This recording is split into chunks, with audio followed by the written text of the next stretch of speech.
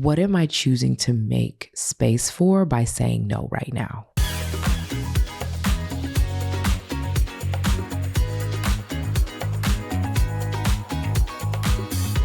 Welcome back to the Humaning Well podcast. My name is Amber Cabral. Thanks for joining me today. So have you ever had one of those weeks where you were like, I have too much on my plate. I have said yes to way too much.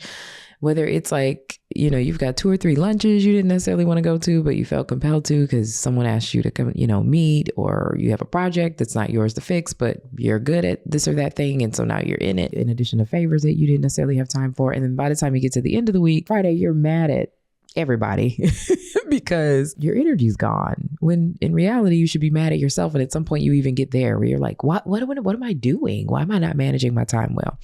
And so you don't have any peace, you have anxiety, you sleep your weekend away, and you turn around and you end up in a similar situation the next week. I have learned the hard way that a surefire way to deplete myself of resilience is to not use my no's. So this episode is about saying no. And when I talk about saying no, I mean using my no for me. Not just saying no in the moment, but having a good working knowledge of my own limits, what kinds of things that I do generally not want to attend or support, or never really enjoy when I do attend them, what kinds of experiences take more energy than it's worth. Most of us think that saying no is just about keeping people out or having a distance. But in reality, saying no sets a boundary, and boundaries protect your energy. That way you can keep showing up for what actually matters. Saying no isn't rejection. It's you protecting your time. Imagine a world where people do not overcommit. Like, I know that's super impossible, but just for a moment, imagine a world where people invested their own time in ways that worked for them. They didn't overcommit. They took care of themselves. They ate enough. They got enough rest. They were thoughtful about their water consumption. Imagine how much nicer the experiences might be at your local retail stores. Imagine how much less annoying it would be to navigate heavy traffic. Imagine going to the DMV. When we all commit to saying no to the things that are going to deplete us, it makes our yeses have so much more meaning, and it helps you stay out of burnout. Now, the issue with saying no is that for most folks, guilt, fear, and just good old upbringing and conditioning make people overcommit. A lot of us were raised to believe that no means that you're being rude, or you're being selfish, or you're being unhelpful. And in reality, no isn't necessarily a bad thing. But we will suck it up and go to the toddler party, even though we never enjoy kids' parties. We will agree to the group trip, even though we know the group trips aren't really our thing. So constantly saying yes teaches people that you're always available, which adds to the overwhelm, which adds to the being overcommitted. Even when you're not available, people are going to push a little more because you're usually available. It teaches people not to be considerate of your needs because you don't seem to have any needs or preferences or any of that. And honestly, that's how we get to the point where we're resentful and we're frustrated and we feel like no one's taking care of us. You keep showing up and everyone keeps expecting you to, and that's just kind of the way that it goes. When you keep over giving, you might think that you look generous. You might think that you look supportive. And maybe in the beginning you do. But after a while, you start to look exhausted. And then you're in the habit. You look exhausted and you don't know how to get out of it to do something else. So here's the first question that I want you to ask yourself. Do I want to be more exhausted? More importantly, do you want to be too exhausted to meet your own needs? And if your answer is anything like mine used to be, which is, oh, I'm already that. I'm already at that place. Do you want to stay there? Do you want to stay there? Right? Every single yes costs something. It could be time. It could be attention. It could be bandwidth. It could be emotion. It could be thoughts. You can't make more time. So every yes has an invisible price tag. When you say yes to something that doesn't serve you or support you or refuel you, you are saying no to something that could. Okay, you're saying no to something that could refuel you. So saying no is honestly one of the best ways that you can ensure that you're spending your energy with intention. And since guilt is a thing that often gets in the way, let's address the guilt part first. I feel like guilt shows up when we start doing what's healthy for us a lot of times because it makes us have to say no so we can prioritize ourselves. And we feel a little guilty about telling people that want us to do something else, no, I can't do that, or I'm not available. And the thing I think we have to remind ourselves is that if you want to have a better experience, you have to make the decision that you are willing to prioritize your needs over the needs of others. Now, I don't think that this means that you don't show up for your friends, or you're not helpful, or you are so overly committed to your schedule and your task that like you just aren't connecting with people. But I do think we have to be willing to say, man, this isn't the best use of my energy, right? Let me make sure I'm taking care of me so I can show up in a way that's going to matter tomorrow. Think of it this way. If you didn't exist, that person that's trying to get a yes out of you, who would do that thing instead? And as a second question, if you are busy taking care of everybody else and saying yes to everyone else, who is taking care of you and saying yes to you? Because you're not. If you're not saying yes to you, why would anybody else say yes to you? Prioritizing your needs and protecting your energy isn't unkind. It is necessary, and you should position it in your life as such. It's how you ensure that, when you are kind to people, that behavior stays sustainable because you're keeping your cup full. Plus, sometimes the guilt is just wrong. Sometimes guilt pops up and it's just your body's way of saying, I've never done this before. Remember, our brains are hardwired to stick with things that feel familiar. So new stuff, new priorities could feel like danger, right? And it's not danger. It's just growth. You're not being selfish. You're just stepping out of that conditioning that the neuroscience makes us kind of stay in. One of the things that I like to do that helps me with my no's is I like to have a contract with myself. I'm old enough, and hopefully many of you are as well, to know a few things that I just really don't enjoy. And so just as a general matter, if any of those pop up, they're an easy no. They give me a chance to practice saying no. Number one, baby showers, not my thing. Just not. There are exceptions, but no. Number two, probably not going on a group trip. Too many people, too many personalities, too many folks want to go too many different ways, too much requirement for me to talk. No. Okay. I will go on a trip with one other person, maybe two. Groups, not so much. Again, there are exceptions. Third one, I don't like conferences.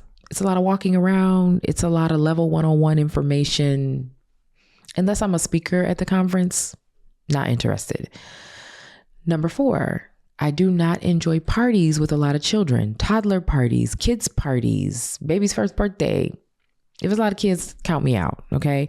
Now, I know me. Judge me if you want. You probably have some things you don't like either. You just aren't honest with yourself. Okay. I know me. And because I know these are the kinds of things that are not my jam, they're an easy no.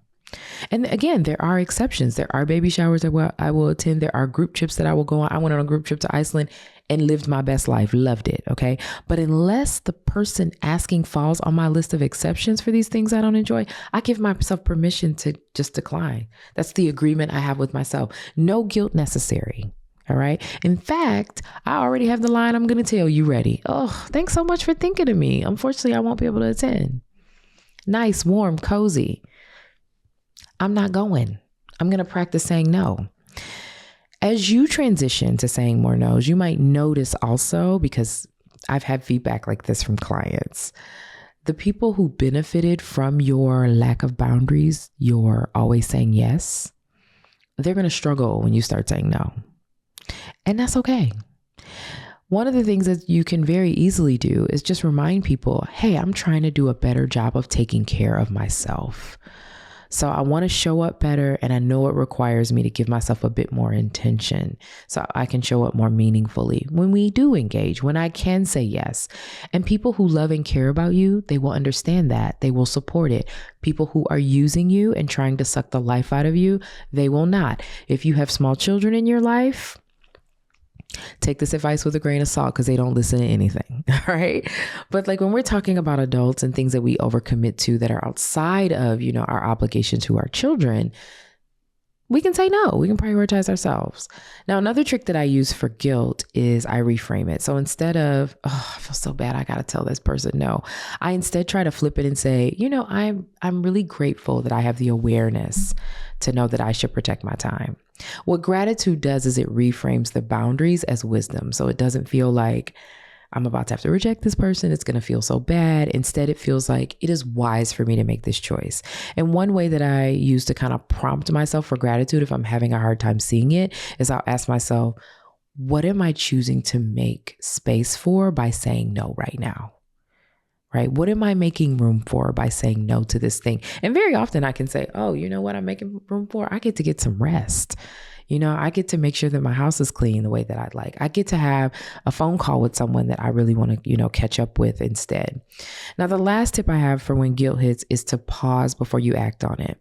One of the things that mindfulness in general, asks us to do is to just notice ourselves. It's like the foundational step. Notice yourself. And if you do that, you'll sometimes find that like the guilt kind of fades away. It doesn't stay.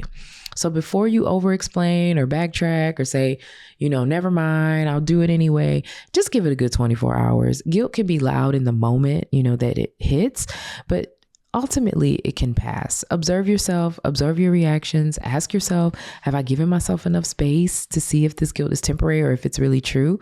And then you can make a decision at that point. For the last part of this pod, I just want to give you some simple ways to say no that are not as sharp as just the word no. And hear me, I know that the internet has told you that no is a complete sentence.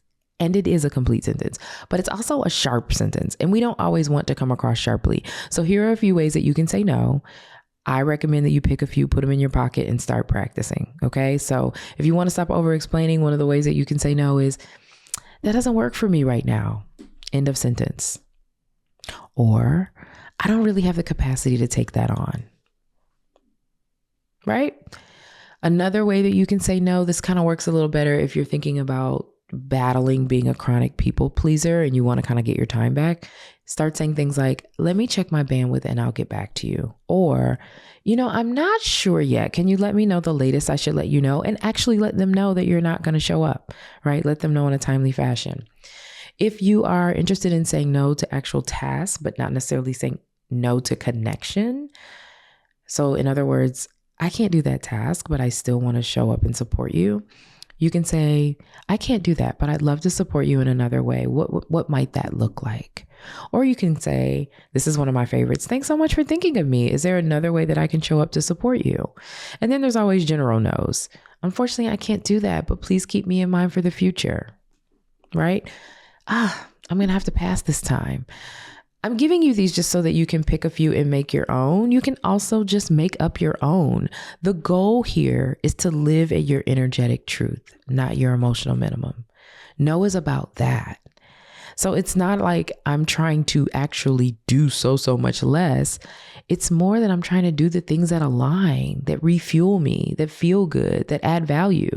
And as a person who does a lot, I do things with intention, which means I can't do everything. And because people know that I do things with intention, when I say yes, when I show up, they know that I was purposeful about it. And people really appreciate that. Oh my gosh, Amber's here. I know she had to make some time to make sure that this would work for her, because folks know how I can be about protecting my time, and I will say no. Now, as you are practicing these techniques, even some of these sentences, maybe you want to do a little quick energy check-in, just because it does take a bit of a toll if we're just holding on to the guilt and waiting on people to react to us saying no. So here's a question you can ask yourself to just check in. Where did my energy go this week? And did it go to my priorities or to someone else's? Why? All right. See if you can answer those. That way we get a good pulse on, what does it look like as I'm practicing? Am I making sure I'm staying open? What are some of the results that I'm seeing? Remember, saying no is how you teach the world what your yeses are worth. Okay. You don't need the permission. You can protect your energy. All you really need is practice. And every time that you say no without guilt, you make room for a fuller yes. And that's what it means to human well, to live in a way that keeps you whole. All right. So that's the episode. Thanks for tuning in. I will be back next week with the final episode in this capsule series of Power and Boundaries. Or did I call it Boundaries and Power? Either way, we'll be back with the last capsule. Take care, and I'll see you next week.